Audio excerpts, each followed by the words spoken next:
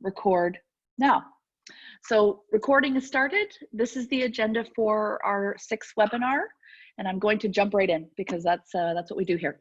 So last week we shared some program announcements. We don't really have much more to share today. Just wanted to add a little bit more context to 2 of them.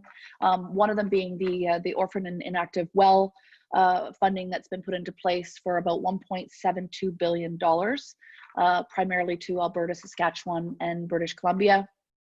If you've been following along, the Orphan Well initiative has been a long-standing initiative for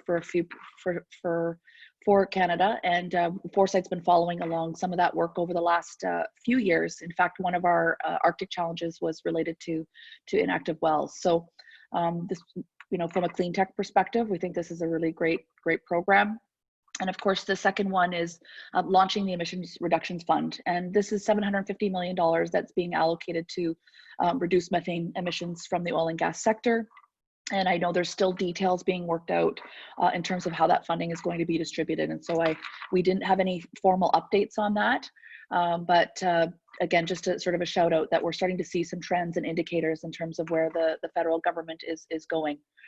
Provincially, there haven't been many more updates that are clean tech specific related, but we're still seeing obviously lots of different packages to support students, renters, et cetera, et cetera. And of course, we didn't highlight the recent announcement for corporate rental support as well. So if you need help accessing any of those resources, please do let us know. We can send you some links. But Google is a trusted, okay, let's use that word lightly, is a friend for information as well. I'm not sure if we have Olga on the line. Olga, are you on the line right now? We weren't sure if Olga was going to be able to make it, as you can imagine. Yes, I am actually. Sorry, I just unmuted. Great. Olga, I'm going to pass it over to you. This is great. Okay, so I'll just, all right, so this is a slide for me. Thank you. I'll just give some highlights to this newly announced Innovation Assistance Program, which is a $250 million to IRAP announced by Prime Minister on Friday, April the 17th. Just a few highlights. It's important to differentiate that this is not a regular IRAP funding program. It is a wage subsidy to innovative firms, however merit-based. So there was no additional money to any current or future IRAP projects. So since this is a wage subsidy, this particular announcement or this particular program, and thanks to all your lobbying efforts, was intended to cover firms who could not benefit from the earlier wage subsidy announcements. As any wage subsidy to maintain the fairness and transparency and uniformity to all applicants, the applications are done through the website. The website went live on last Wednesday and is going to be accepting applications for 1 week. It contains a questions and answers section, report a problem section, and so forth. So the applications are still accepted until tomorrow night. So I suggest if you haven't applied yet, please do so.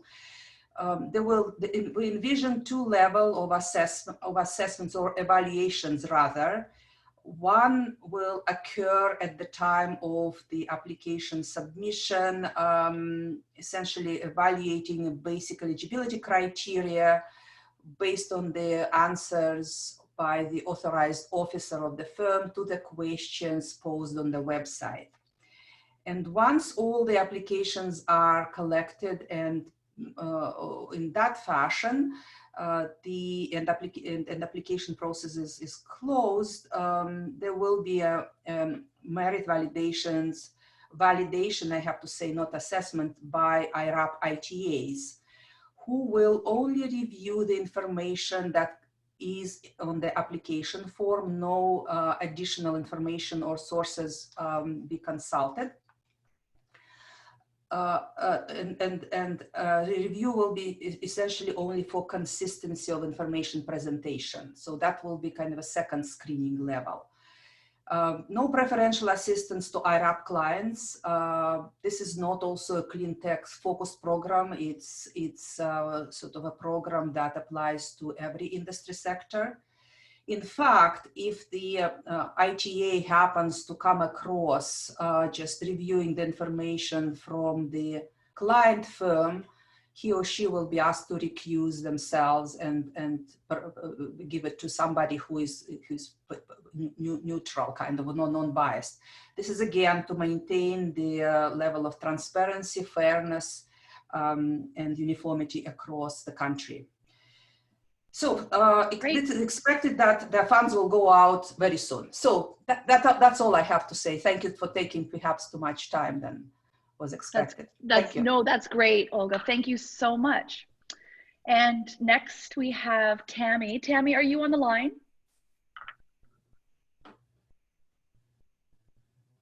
Fingers crossed. Oh. Tammy?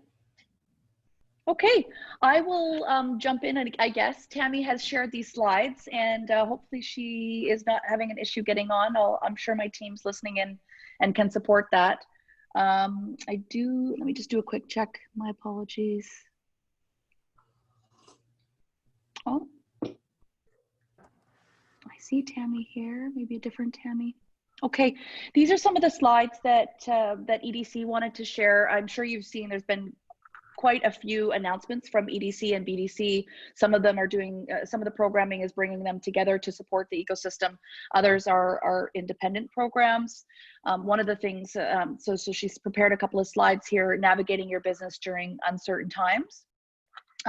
The first thing that she wanted to review was the BeeCap program. So it's a credit program available to many of you on the line here, and a guarantee has been created to respond to COVID-19 related liquidity challenges for the SME segment. It's for an operating line only, so rent and payroll.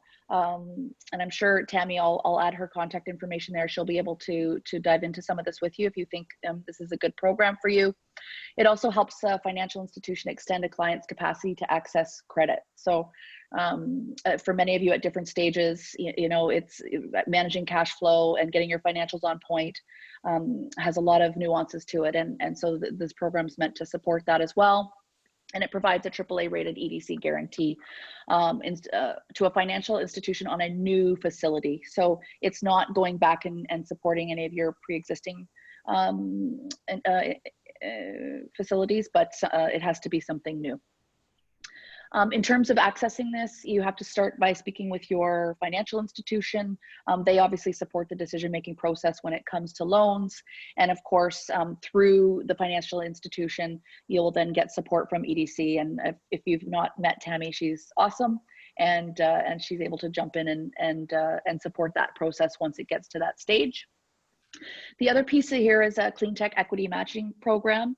And I have actually had the opportunity to sit on calls with various ministries in the every Monday. And so I know they started to touch on this, but essentially supporting Canadian clean tech exporters by establishing an investment matching program to enable the rapid deployment of liquidity to those Canadian SMEs. EDC will match qualified private sector funds up to 2.5 million. And the eligibility is to be a clean tech company with commercial revenues of over 250,000 and to have a qualified co-investment partner. And so if you'd heard of the previous BDC program where they're matching the venture funds, this is a separate program that's just been announced. And then of course, if you do have any questions, please jump in and I'll add Tammy's email address after the panel at the end of the conversation today. So Tammy, I hope you didn't have any problems getting along. I hope you're safe, and thank you for sharing these resources. I do want to move on. We, as most of you know, if you don't, we did a bunch of surveys. One was more of a qualitative survey. The other was a quantitative survey through Foresight, which was supporting the Canada Clean Tech Alliance, so sort of pan-Canada information. We had over 500 survey respondents from the SME community. And part of that was also working with other associations across Canada. Obviously, there's, getting deeper into different sectors, whether it's the Fuel Cell Association or some water tech associations, all of them have come together with feedback from their networks. And we've consolidated that information into a few recommendations here. These are very early, light touch. They have been shared as ideas, but we are looking to engage all of you and a broader community over the coming, week or two. We do need to move swiftly. So if you'd like to, discuss some of these recommendations, we will put together a specific recommendations discussion session, and please join in. And so we'll probably be getting to that by the end of the week. You'll see an invite for that. But some of the recommendations, the top 5, there were 11 in total, are to de-risk clean tech investment by providing tax deductions to corporates, institutional, and individual investors, implementing a green public procurement program, expanding the 100% accelerated capital cost allowance to broader clean tech investments, providing a federal loan guarantee program for clean tech projects that are tied to deploying novel technologies. This one's really interesting. I know that there's quite a few BC clean tech companies which would have really benefited by a program like that pre-COVID, but now post-COVID. Yeah, I have a dog. The next one is to update and simplify existing granting programs, including SHRED, IRAP, and SDTC. There were also a series of other recommendations, and we'll share these with you more formally, but supporting early stage entrepreneurs to set up federal safes, offer 100% federal match to provinces for clean tech and low carbon stimulus projects, expand the federal ISC challenge program. If you're not familiar with Innovative Solutions Canada, very much recommend you follow along.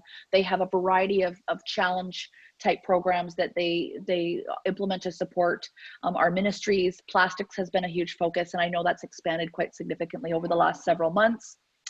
Create a recovery granting program that offers grants to milestone training and rehiring support for fast recovering companies, and ensure GHG target commitments are made a priority for industry recovery packages.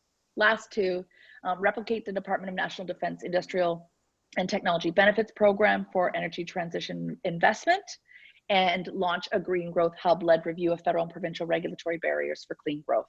So policy is starting to play a role in a lot of the recovery, stimulus and recovery package discussions.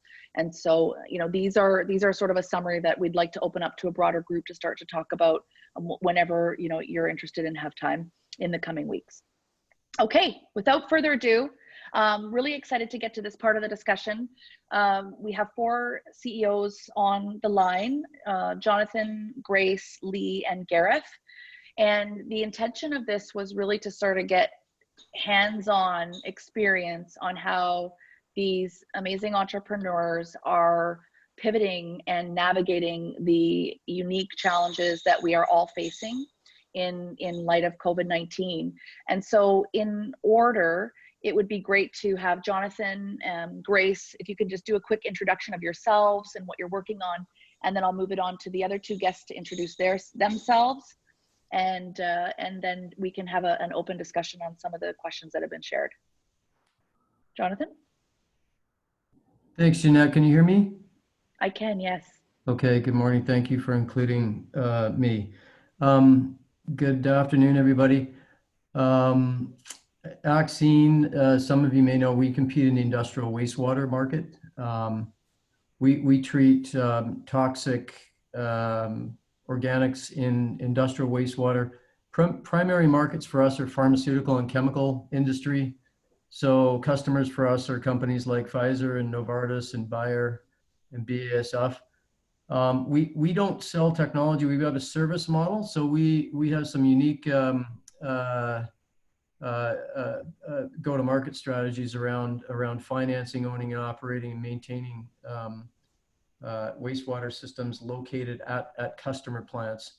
So we treat our customers' wastewater as a service with multi-year service contracts. So that's what we're doing, and look forward to contributing some of our learnings through the last couple months. That's great. Grace? Hi, thank you, Jeanette, for inviting me, and everyone for attending. My name is Grace Quan. I am CEO of a clean tech company called Hydrogen in Motion. we have developed a nanomaterial that stores hydrogen under low pressure. So the interesting thing about that is that we can replace a high pressure tank with a very safe and conformable low pressure tank at half the cost, and make it just technically easier to adopt clean technology as it pertains to hydrogen. So in a nutshell, we make a smaller, safer, cheaper hydrogen tank that can be used for the supply chain, or it can be used for hydrogen applications like fuel cells, etc. My background is I used to work for the federal government. I was the senior advisor to the CFO of the Treasury Board of Canada, and we helped manage Canada's $250 billion budget at that time. And it's a pleasure to be on this call. Wonderful. Thank you, Grace. Gareth?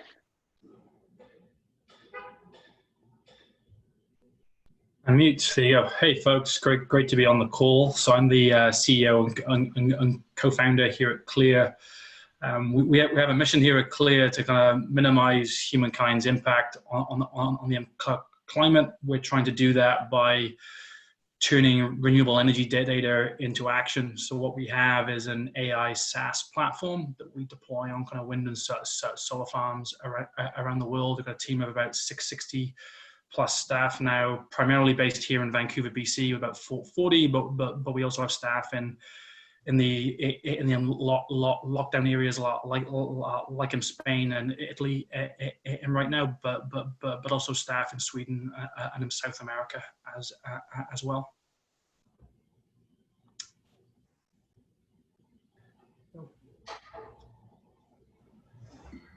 Leigh? Hi. Hi. Leigh Christie from Misty West. We're a Vancouver-based engineering company that focuses on connected devices. I've kind of known for starting a lot of things. I've been very lucky to have a lot of great partners over the years to help me turn those entities into very successful companies and nonprofits. I'm also the founder of the EDART Laboratory in Vancouver, which is a giant lab where people build electromechanical sculptures such as the Mondo Spider, Titanoboa, other lithium-ion and solar-powered vehicles. I also founded the OSCMSBC, which stands for the Open Source COVID-19 Medical Supplies of British Columbia. And yeah, very happy to be here today. Thank you so much for having me. Awesome. Thank you. So we'll dive into some questions specific to the CEOs. You know, when we did our survey, it was clear that there were a lot of different variables of your business being affected, whether it's capital, revenue, you know, HR, investment, even the pace to which you were able to move ahead with some technology work. Jon, do you want to jump in and sort of share maybe, you know, one or two of the biggest challenges that you're facing right now? You know, obviously as much as you feel comfortable sharing, and perhaps everyone can walk through that in the same order. Yeah, maybe just to get things going, Jen, I'll just share a little bit about where we were pre-COVID.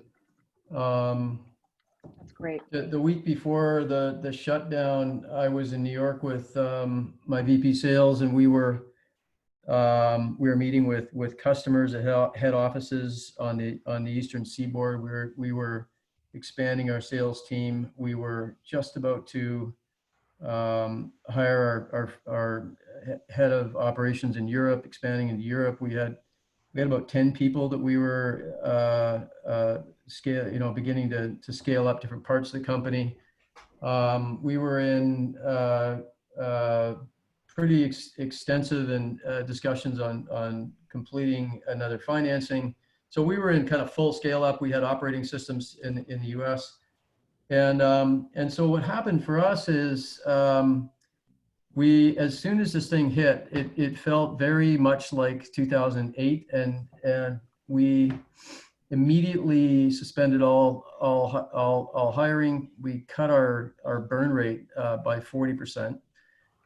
Cash is king. Cash preservation, business continuity, very important. Made sure we had to get took us about a week to get all of our staff back from the US, and and through the border. So it was a pretty intense time of triaging, and we very quickly moved to setting up our lab operations in a completely different way. We consulted with provincial health authorities, and we're now fully operational. So we're used to operating remotely, but a big challenge for us has been just getting a complete reset of our strategic plan, pushing our forecast out because we don't know how long this situation is going to take to resolve itself, and then getting using this as an opportunity to kind of reimagine all of our business operations. How do we do everything remotely, including more intensive servicing of our assets, installation operations, customer sales, and our market fundamentals in pharma are very strong. So projects are moving ahead. We haven't lost a single customer, but they're just moving ahead differently now. So I'll stop from there. So pretty significant. I wouldn't say pivot from a different market or application, but a pivot on operational activities. And we're now kind of through that triage process. We've got a new strategic plan, and we're executing. So I'll pause there. Great. That's great. Grace? Thank you. I think our story is very similar. We're pre-revenue. We're just scaling up this year from lab scale to demonstration. So in fact, a lot of our equipment was purchased and was purchased from companies in Wuhan. So we were, that affected our supply chain. It affected our ability to get equipment, to get supplies. And then ironically, with the delay, once we actually got it, we had problems with getting trades in to commission equipment. So it was a double whammy in many ways. Like Jonathan, we've had to lean out our workforce, and we also work in conjunction with the university labs at UBC and SFU, and those are all closed, as well as with at PowerTech.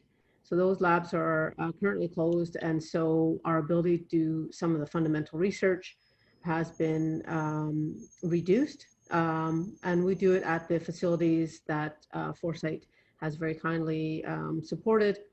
And, on the bright side, what has been upside, at one point we were doing fundraising for a large series. We're still in the process for that, but clean tech now, with this giant shutdown, there shows more opportunity for actually a fundamental change and implementation, wide-scale implementation in clean tech, seeing that we can mobilize communities and we can mobilize people on a very, very large scale when it's necessary. So it actually, in some ways, the silver lining is that it inspires hope on a different way of doing things in the future. We don't have to do the same old, same old. So that's my note. That's great. That's great. Gareth? Hey, yeah, so it was really interesting, obviously, going through this stuff. It's been like the initial reaction from our side, was we got all, we were hearing from the kind of general investment market that, cut. You need to kind of burn rate down to basically maintain costs. There's going to be a huge recession in the marketplace. How are you going to handle that? And it was interesting when we were reviewing our space, and where we were was, we closed Series A in September, so we had pretty good funding in place. We're growing 40% a quarter on a SaaS-based model there, but on industrial assets which aren't going to be decommissioned, aren't going anywhere. So we initially had kind of three main concerns. One is FaceTime with clients and marketing. So we're in enterprise SaaS. Being in front of our clients, speaking with them, working with them has been key, and how to change our operations around that has been a learning curve when we move away from attending events and doing everything online and everything else there. The other concern we had was, we're thinking from a sales perspective, is, are we going to be our client's biggest priority right now? We work in an industry which is booming. Right? There's record amount of wind and solar being installed every year. Getting experienced technicians who can maintain them is a challenge in our industry right now. You start introducing COVID, and people getting sick, and just keeping these kind of billions of dollars of assets running. And we weren't necessarily going to be our client's biggest priority there. And even if it isn't actually COVID there, it's just someone in cost site and cost twice. You have to abandon the site because of concern there. That it was certainly in those first few weeks, it was a lot of focus for our clients who run these assets. How are they going to deal with that? And then the third kind of challenge that we saw initially was looking at Series B. Our plan had been around 40% growth per quarter going forward, and then looking at Series B later this year, knowing that once the VCs are all well funded today, but in 6, 9, and 12 months time of recession, are the LPs behind those VCs actually not going to have much appetite for high risk venture funding? So that was a kind of our mindset initially. Having worked through it going forward, the sales and the marketing, we've been trying to innovate there, going to kind of online as far as our budgets goes pretty heavily, working remote as a company, being a software firm, working with staff all over the world. It wasn't much of a change there, but it was a big impact, particularly on families with children. Definitely see that in our company, try and connect with our kind of team a lot. And if the schools are shut down and you have young children, it is a freaking nightmare. If you've got 2 working parents, your weekends and your weeks are blending together. And as a company, we're trying to make sure that we kind of take care of our staff.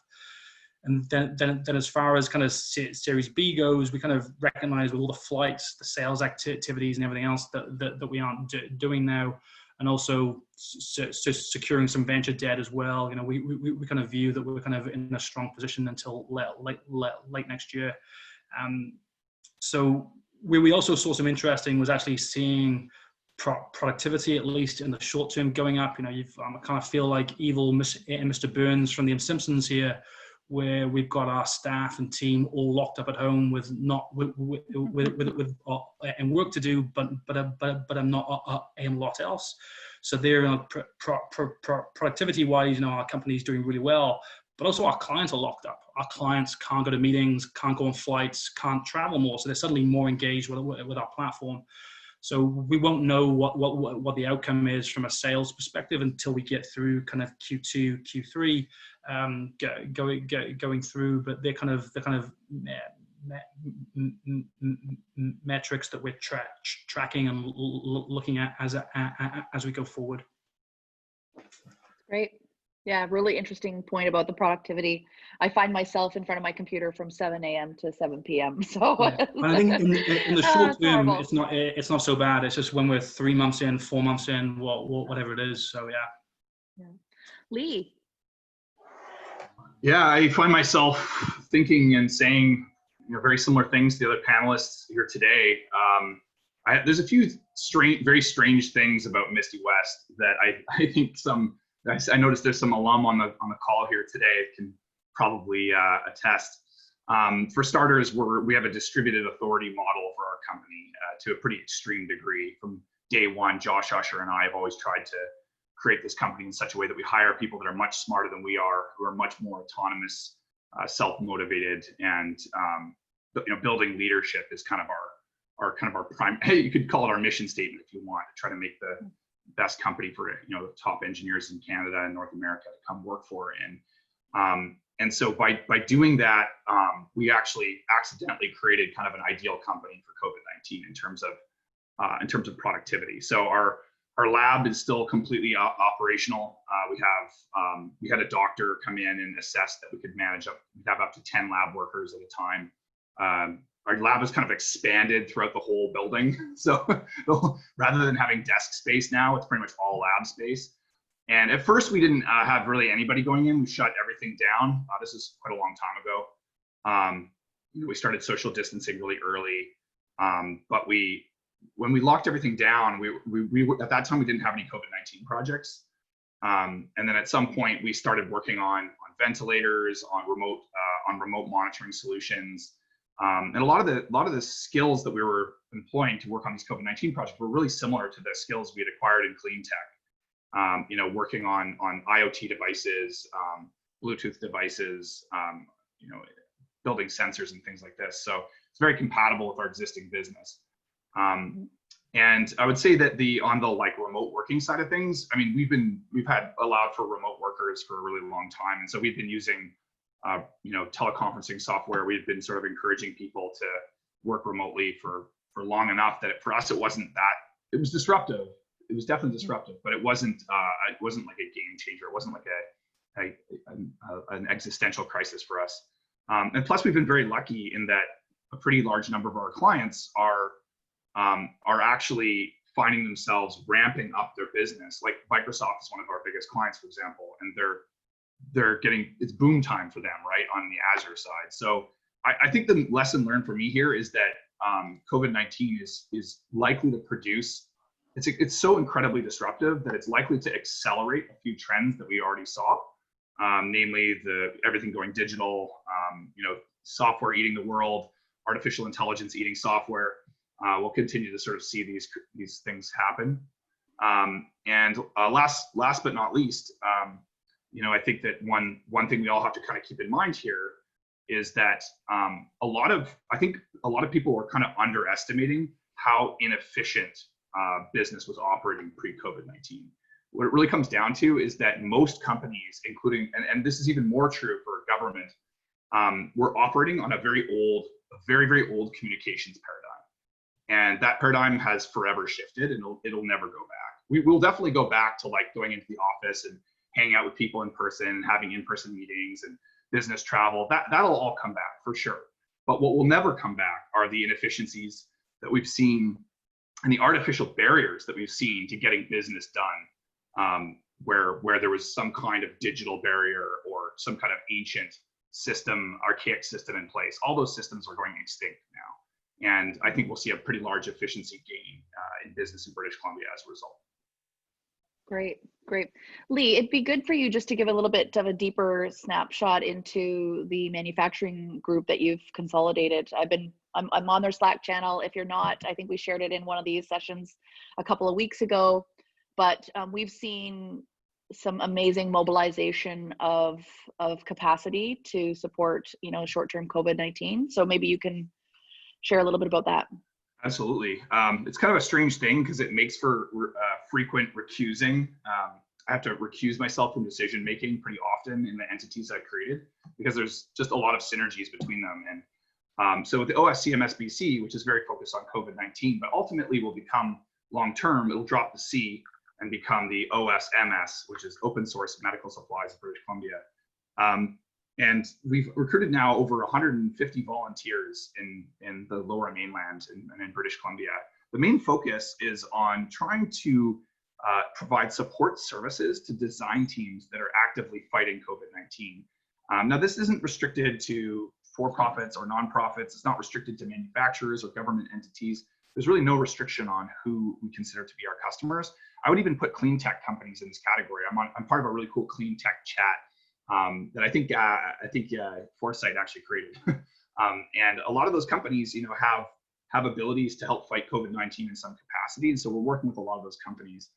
But long story short is, actually, there's a couple of people on this call right now who helped me create the OSCMSBC. And they'll post some comments to the chat where you can sign up, the Slack and all that stuff. That's great.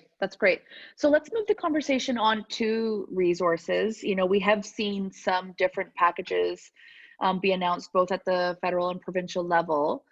Gareth, have you been able to capitalize on some of those?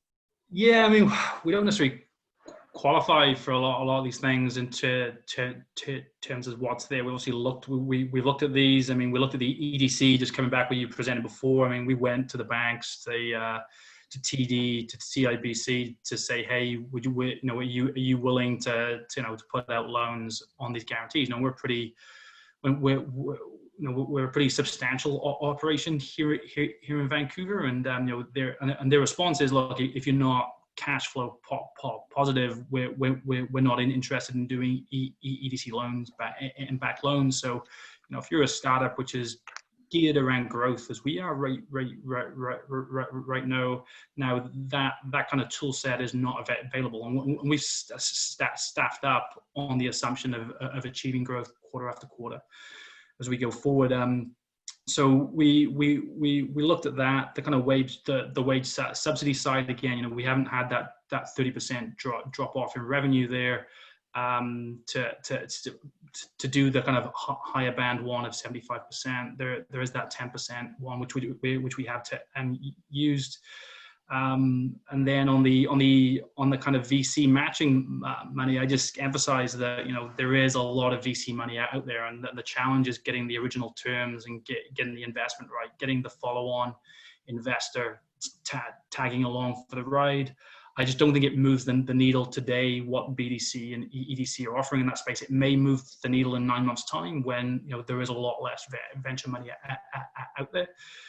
But today, right now, I'm not seeing a big change. What we would like to see it clear is, if things like SHRED and STTC and these, if those payments were being accelerated, because the government's already committed to making those payments. So it is just moving it forward rather than costing the kind of government any more money there. That accelerating those capital payments would bring more certainty in the short time on our plans. Great. Yeah, we've heard that from a few people, and my understanding is that a couple of weeks ago, SHRED was having issues getting payments out. So I think they have accelerated payments there, and STTCs and them are looking at different avenues as well. So.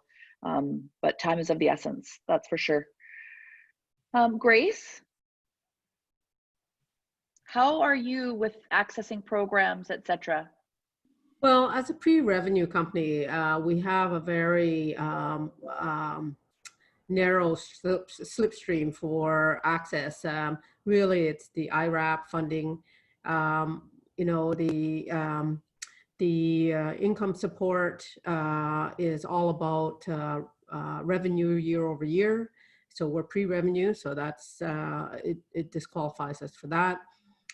All the funding with BDC and EDC is also contingent on a cash flow and revenue stream. And even the matching requires a VC to be engaged. So if we had someone who is an angel who would be willing to put up, they're not eligible for the matching. So it's just more barriers to get off the ground. Like what I've found in my experience is to get innovation to commercialization, the innovator it's a lot of it is a tough grind on your own.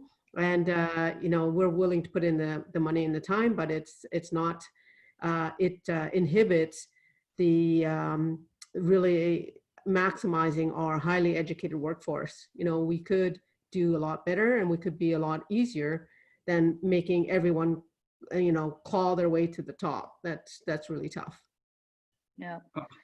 I just want to add in one more quick point, if that's okay, Gigi. Like, I think I'm always a little bit weary on the grant side that the Canada is bleeding right now, where there's a lot of jobs being lost, there's a lot of social harm going on. So I'm a little bit wary sometimes about asking for too much from the government. But the number one thing which would impact all our clean tech is a carbon tax.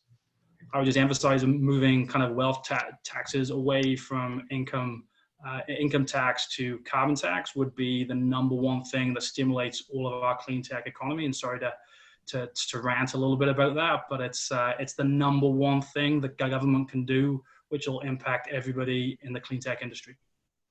Well, you know, Gareth, I would agree the carbon tax, but if there's a way of them getting extra credit for implementing a clean tech project, that would really stimulate doing demonstrations and projects and actually implementing the technology rather than just paying a tax. They actually have incentive, monetary incentive, to put their money where their mouth is. So that would be good. Yeah, only say I'll just say is picking winners. Sometimes I think the government, the best thing they can do is stimulate the wider market and picking winners on the projects. But I take your point. Jon, Yeah. so I'm going to let Jon chime in. Jon, not only running an amazing local company, but he's also heads up the BC Clean Tech CEO Alliance. So Jon, would love to hear your perspective on sort of programs and what you've been able to leverage, what you're willing to share. Yeah, a great discussion, Jeanette and other panelists. I agree with many of the things that have been said. I just think that what I see out there is so many companies are at different stages. So if you're a clean tech company and you're running out of equity, I really encourage you to have a look at the EDC program and the BDC program. The BDC Notes program is certainly a bridge program. I'd certainly have a look at it. I think the EDC program that Jeanette, you described from the material Tammy sent over is a very valuable program. What I'm seeing, I'm seeing a little bit different view out there in capital markets. What we have done is we focused on funds that have raised capital in the last 12 months. So if you've got venture funds or family offices or that have a mandate to place capital, we're not seeing any slowdown in actual equity investments, particularly if you've got a great business and you've got and you're a little bit further on. I think more of the Series B.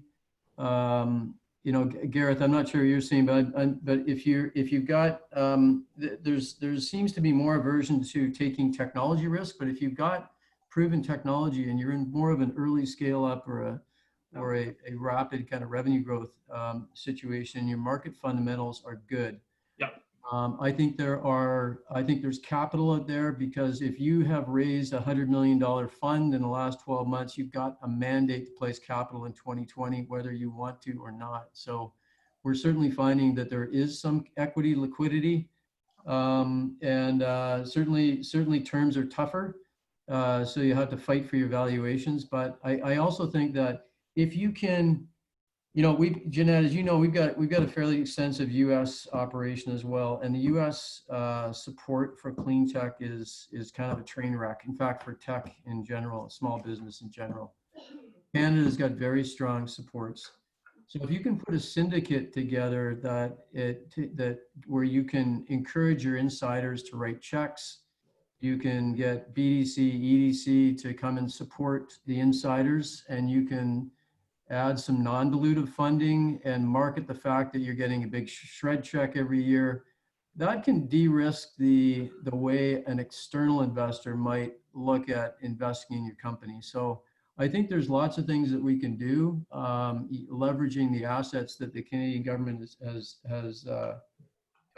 made available. And just one final point. I mean, I think organizations like Foresight, what we're doing with the Alliance, the Mars and so on, have just created some fantastic relationships with the federal government. I think that the federal government understands the tech sector better than they have in many years, and I think that's helped a lot with providing the kind of support that's helpful. Yeah, the last couple of weeks we had investor panels on, and if you missed it, there was a lot of feedback to get your house in order, get your diligence packages ready, because there is money available, but you have to be prepared and you have to be investable, right? And so We are coming down to 12:50. I thought we could go around one more pass, and it'd be great for each of you to chime in with any sort of advice for others on the line. You know, what are the top 1 or 2 things that they should be doing over the next, 2 to 3 months, as we navigate this new normal. John, do you want to kick that off? Sure. I think I just to double down on something that Leigh mentioned. We're certainly doing this, and also Gareth. I mean, number one, whether we like the initial bump in productivity or not, this is a tough time on teams, and it's a tough time on families. So I think as leaders, it's important that we acknowledge that, and we do whatever we can to be straight with our teams about the challenges ahead, but also the opportunities that we have in front of us, and inspire our teams to reach for to those opportunities. And I think so. So I think that's number one.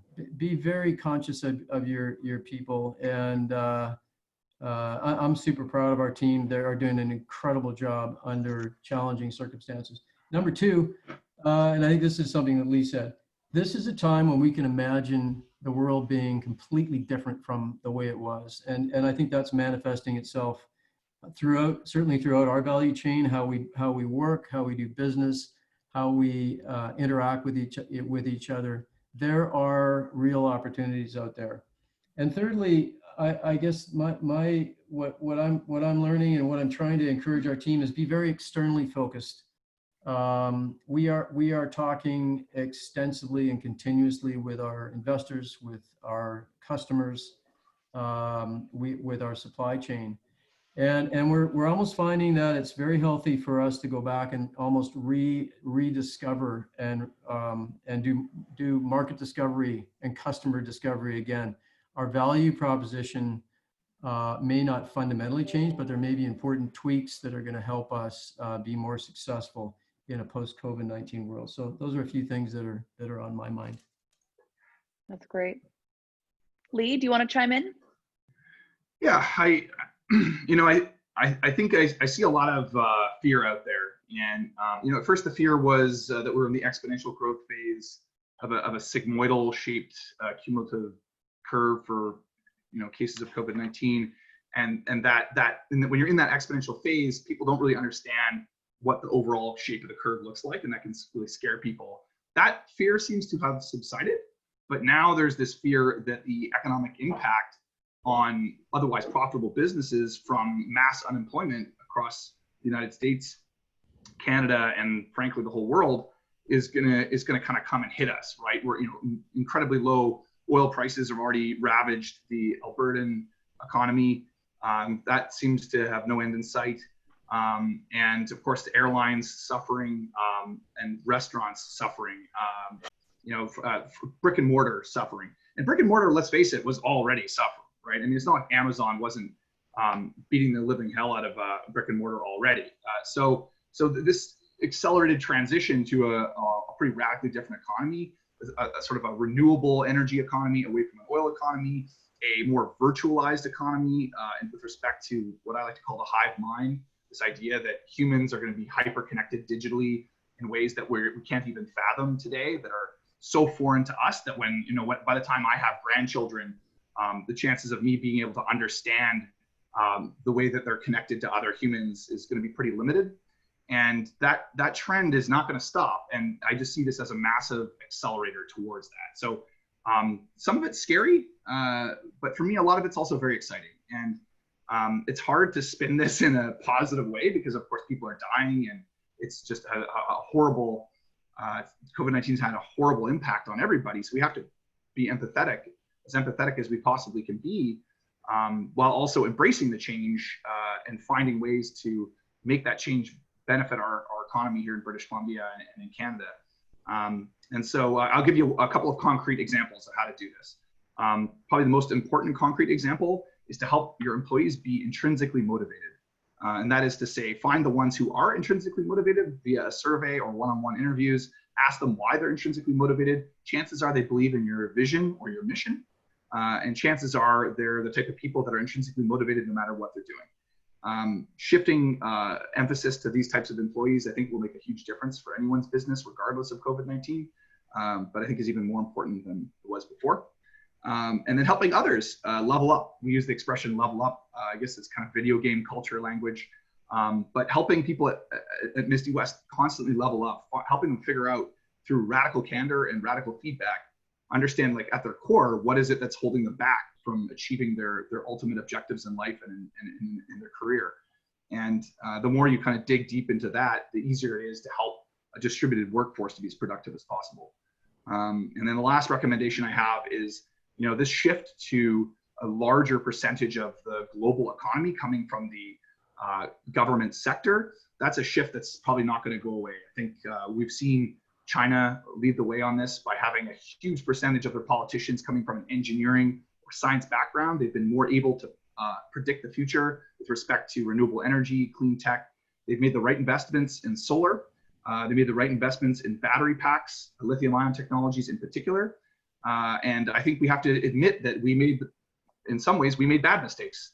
20 years ago, when I was in the fuel cell industry, that was a great industry, and I still believe in that industry. Don't get me wrong, but trying to force that, into cars, especially small cars, was at the time it felt like the right decision, but today it's pretty obviously the wrong decision. And so I think we need to really learn that it is possible for government to pick winners.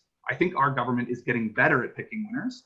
And I think that we can learn from other countries about picking winners. How we do that, we can learn a lot from Asia. We can learn a lot from China in particular.